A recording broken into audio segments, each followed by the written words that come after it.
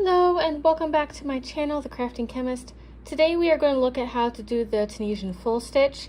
And to get started, you are going to want to have your foundation row ready to go. You can use as many stitches as you want.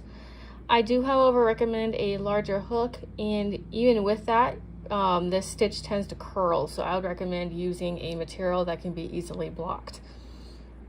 So to get started, once you have your foundation row, if you don't know how to do that, please check out my other video that talks about that.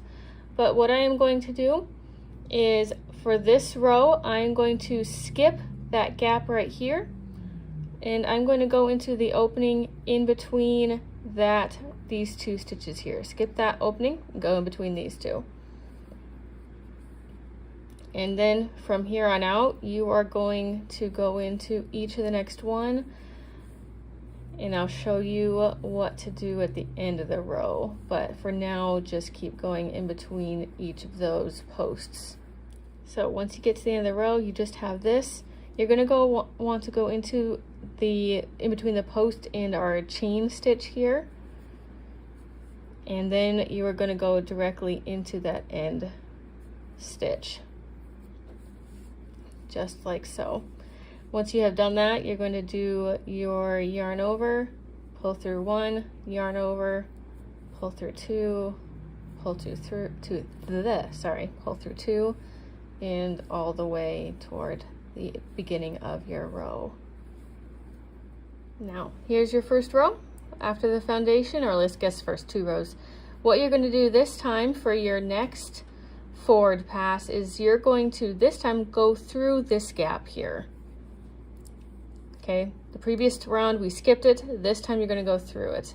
Then you're going to do the very same thing, going through the posts, in between the posts, sorry, all the way across. Pause right before the very end, and I will show you how to finish it off, because it's a little different than last time.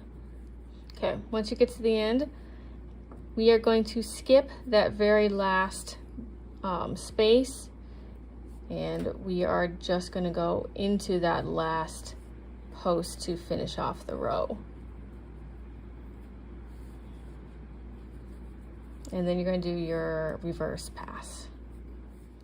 So here is what 2 rows looks like, and that is basically, you're going to repeat those 2 sets back and forth. Let me do it one more time here. So because we did not skip our first one here, this time we are. Basically, we're going back and forth between shifting all of these bars either forward or backward. So because I did not skip here, this time I will.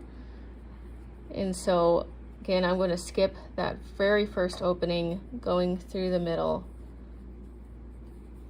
to the end.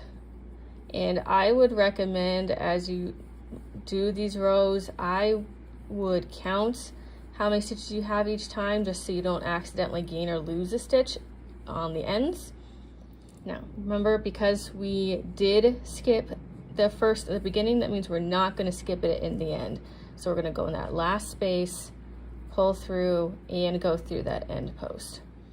And then this row, to finish the set, we are going to not skip that first space and then go through all of them. And because you did not skip in the beginning, you're going to skip at the end that last space and go into that last stitch. And that is the Tunisian full stitch. So as you can see, here's the pattern more fleshed out now that you have several rows. I think it looks really cool, but again, as you can see, it's already curling really bad. So I would again recommend use a material that can be blocked just to flatten it out.